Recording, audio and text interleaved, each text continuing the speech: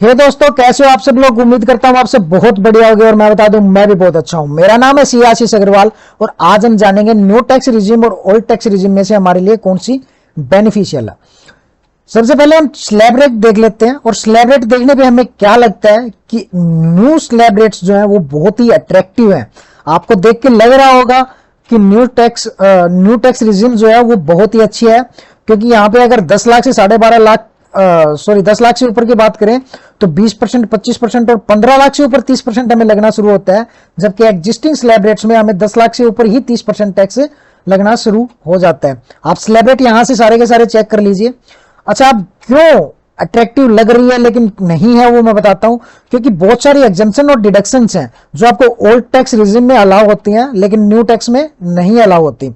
कौन कौन सी है वो? 80 टीटीए 80 टीटीबी जो सेविंग बैंक का आपका इंटरेस्ट होता है उसकी डिडक्शन आपको नहीं अलाउ होती। लीव ट्रेवेंस अलाउंस आपको नहीं अलाउ होते। हाउस रेंट अलाउंस आपको नहीं अलाउ होगा नई टैक्स रिजिम में। माइनर चाइल्ड की इनकम के अलाउंसेज हैं या हेल्पर अलाउंसेज हैं, चिल्ड्रन एजुकेशन अलाउंसेज जो स्कूल की फीस वगैरह पे करते हो आपके वो तो वो अलाउंसेज हैं वो आपको नहीं अलाउ होते हैं। अदर बहुत सारे अलाउंसेज हैं जो आपको नहीं अलाउ होंगे। अच्छा, अब बात करते हैं कि इंटरेस्ट जो हाउसिंग लोन पे आप पे करते हो वो आपको नहीं अलाउ होता। चैप्टर 6A की डिडक्शन जिसकी मेन डिडक्शंस आप लोग मतलब most of the peoples claim करते हैं, जो LIC की पॉलिसीज होती हैं, PPF का इंटरेस्ट होता है, वो सारी की सारी डिडक्शन आपको नहीं अलाउ होंगे। 80D जो मेडिक्लेम इंश्योरेंस वगैरह होते हैं, मेडिकल इंश्योरेंस, वो आपको नहीं अलाउ होंगे। 80E जो चाइल्ड एजुकेशन के लिए आपने लोन लिया था उसकी अगर रिपेमेंट करते हो इंटरेस्ट की तो उसकी इंटरेस्ट की पेमेंट करते हो तो वो आपको नहीं अलाउ होगा। और इसी तरह इनकी एक लंबी सी लिस्ट है, ठीक है।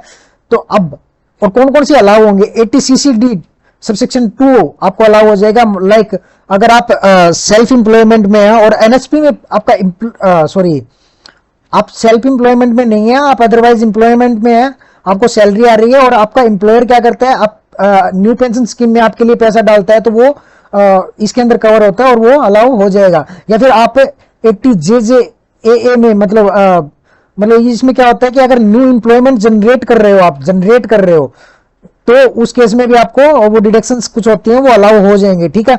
अब एग्जेम्पशन और डिडक्शन ऑन परक्यूजिट और अलाउंसेस वो आपको नहीं अलाउ होंगे। Deductions from family pension income जो आपके आ रही थी वो नहीं अलाउ होंगे, ठीक है। ये सारी चीजें अलाउ नहीं होंगी। अब कुछ डिडक्शन है जो आपको अलाउ हो जाएंगी। सबसे पहले तो दो तो मैंने आपको बता ही दिया था कि डिडक्शन 5 और 6 नंबर पॉइंट देखिए आप, जो मैंने अभी बताया था। Deduction for employer contribution to NPS 80CCD subsection 2 ये अलाउ हो जाएगी। Deduction for additional employ cost ये आपको अलाउ हो जाएगी, ठीक है। Transport allowances specially abled person को ही अलाउ होंगे, या फिर आप अपने ऑफिस के ब्याह पे कुछ कन्वेंस या ट्रांसपोर्ट अलाउंसेस आपको मिलते हैं जो आपने एक्सपेंसेस किए, एक्चुअल एक्सपेंसेस की रिएंबर्समेंट आपको मिलती है तो वो आपको अलाउ हो जाएगी, ठीक है। इस तरह के हैं जो आपको टूर एंड ट्रेवल पे जाते हो और आपको कन्फेंसेशन रिसीव होता है ऑफिस की तरफ से, इस तरह के एक्सपेंसेस आपको अलाउ हो जाएंगे, ठीक है। अब आपको मतलब कौन सी टैक्स रिजिम चूज करनी चाहिए, आप नई टैक्स रिजिम में जाएं या ना जाएं वो आपको मैं बता देता हूं एक बार। आप दोनों के टैक्स बेनिफिट आप कंपेयर कर लीजिए।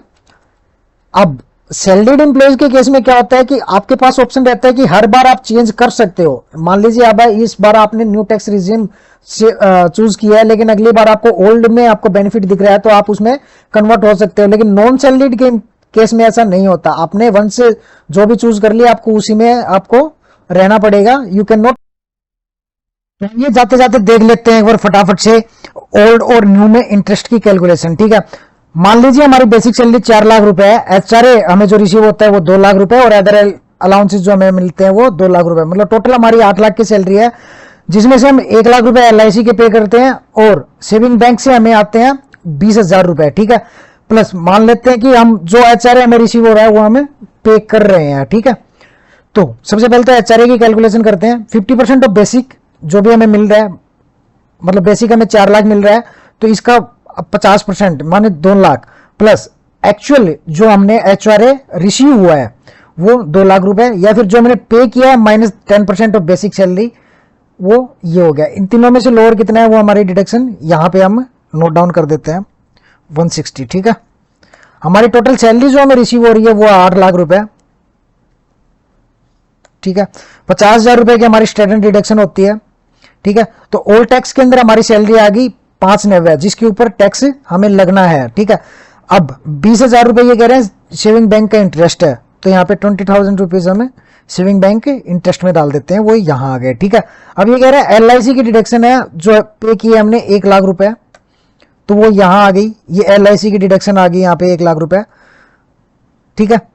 तो हमारा जो भी सेविंग बैंक का इंटरेस्ट और में छूट मिलेगी हमें 10,000 रुपए की 80 TTA के अंदर मैक्सिमम, प्लस LIC की छूट मिलेगी 80C के अंदर 1 लाख रुपए, क्योंकि मैक्सिमम लिमिट इसकी 1.5 लाख होती है सब्जेक्ट टू एक्चुअली पेड, ठीक है।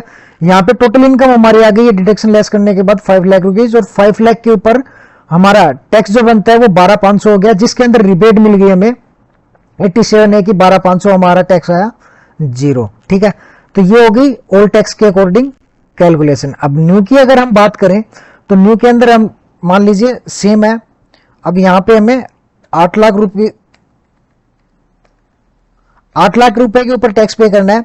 HRA की डिडक्शन हमें नहीं मिलती, स्टैंडर्ड डिडक्शन हमें नहीं मिलती, सेविंग बैंक का इंटरेस्ट यहां पे आ गया, LIC की डिडक्शन हमें नहीं मिलती कोई भी, मींस हमें ओवरऑल 48,000 रुपीज इसके अंदर टैक्स कैलकुलेट हो गया। उसका फॉर्मूला आप अगर कॉपी करना चाहें तो यहां से देख सकते हैं। अब यहां पे सारी की सारी डिडक्शन कैलकुलेट होके जो टैक्स लायबिलिटी आपकी आई है वो आई है 49,920 रुपीज। अब दोनों में से आप खुद चूज कर लीजिए, जो भी आपको बेटर लगे आप वो डिसीजन लीजिएगा। मींस अगर आपकी डिडक्शंस हैं जो आप क्लेम करना चाहते हो तो आपके लिए ओल्ड टैक्स रिजीम बेटर है। अगर आपके पास कोई डिडक्शन नहीं है, आपने कहीं LIC में पैसा नहीं डाला, आपको HRA नहीं रिसीव हो रहा है, या फिर आप पेड नहीं कर रहे हो HRA, आपके खुद के घर में रह रहे हो, तो आपके लिए न्यू टैक्स रिजीम बेटर है। क्योंकि अगर मान लीजिए हमें कोई HRA नहीं मिल रहा होता ओल्ड टैक्स रिजीम के अंदर, यहां पे 0 हो जाता, और हमारी LIC की कोई डिडक्शन नहीं होती, तो हमें जो टैक्स पड़ता वो था 64,500 प्लस एजुकेशन सेस, मतलब 67,080 रुपीज टैक्स हमें पे करना पड़ता, और यहां पे करना पड़ रहा है 49,920। तो मतलब अगर आपके पास कोई डिडक्शन नहीं होती तो उसके लिए केस में आपके पास न्यू रिजीम आपके लिए बेटर साबित होती। तो जो भी आपके पास डिडक्शन है उनके बेसिस पे आप खुद सिलेक्ट करिएगा आपके लिए कौन सी स्कीम बेटर है। अभी के लिए इतना ही। Thank you for watching my video.